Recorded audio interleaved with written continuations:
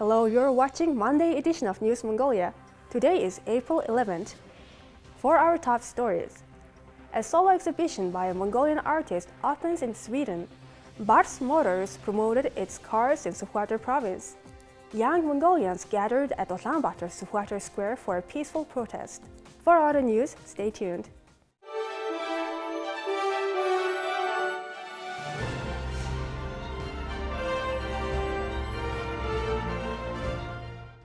The automotive industry is known for driving innovation and being capital intensive. The industry has the potential to generate billions of dollars in investment and create millions of jobs. Earlier this year, Bars Motors introduced its new electric SUV, the Hero, which uses renewable energy to power its heated seats. The Mongolian automaker is now promoting its productions in different parts of the country. Bars Motors can manufacture 4 cars a day to produce around 1,000 vehicles a year. The company plans to export its cars, including export to the Chinese market. Company representatives say that the Mozo and Hero are being assembled in Mongolia. The company is calling on Mongolian consumers to support local production by investing in its vehicles. We just took a test drive. It's quite smooth, to be honest. I like it. I heard that the Japanese invested almost 80% into Toyota, so we should also support our Mongolian automaker. The engineers and creators of the new SUV think that incorporating renewable energy in the electric model is convenient for the Mongolian environment. After 5 years of development, Bars Motors has debuted the Hero, a 380-volt SUV that fully charges in 40 minutes.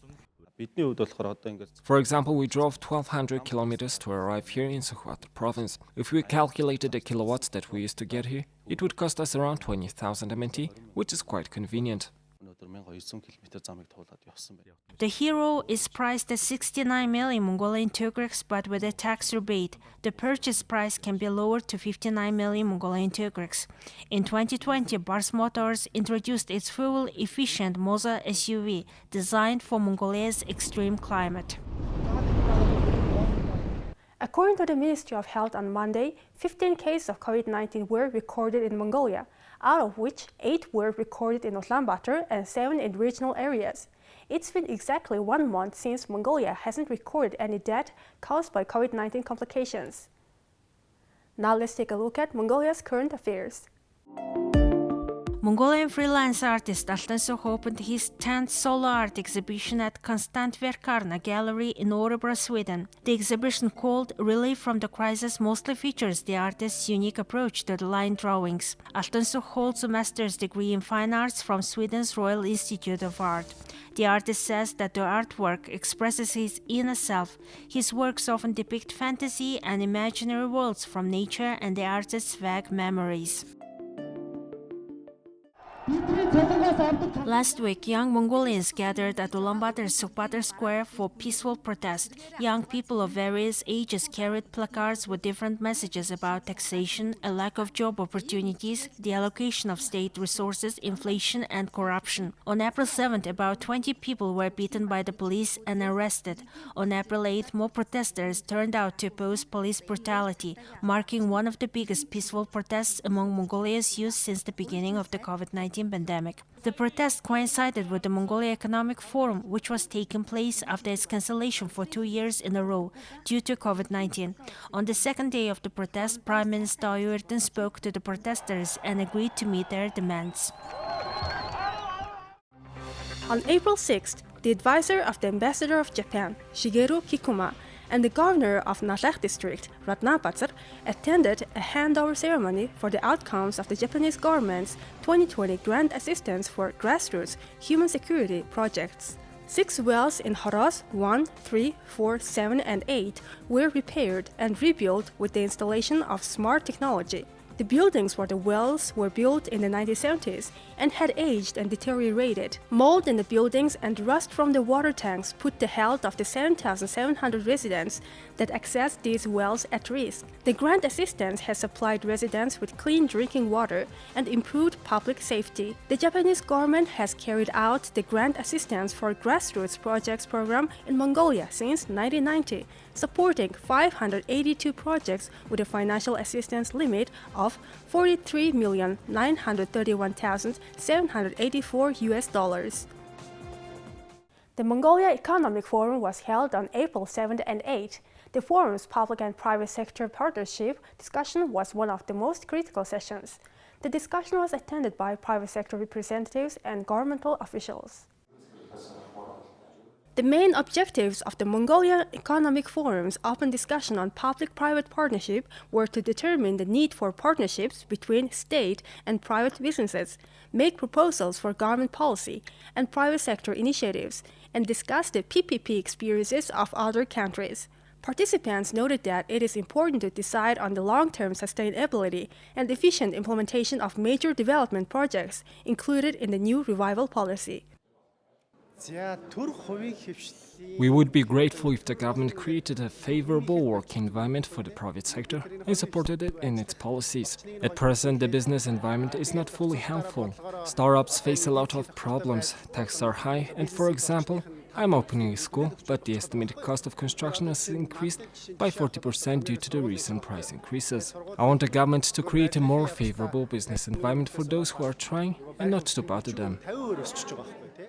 The panelists agreed that the effective implementation of the new revival policy is based on public-private partnership and the active participation of investors. Discussion participants noted that effective implementation of major development projects depends on the growing needs of society and is directly linked to the need to increase economic growth. Now let's take a look at the currency exchange rates provided by Mongol Bank.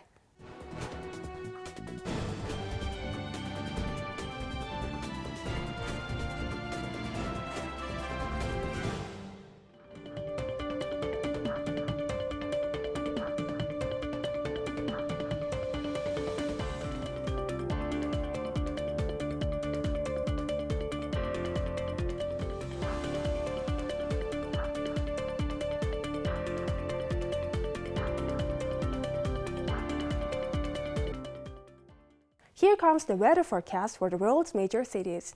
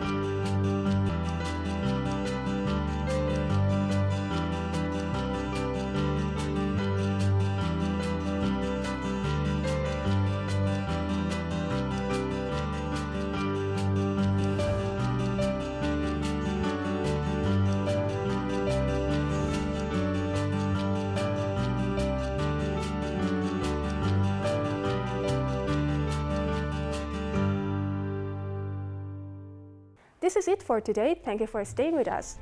We'll see you tomorrow with more news updates. Have a nice evening. Goodbye.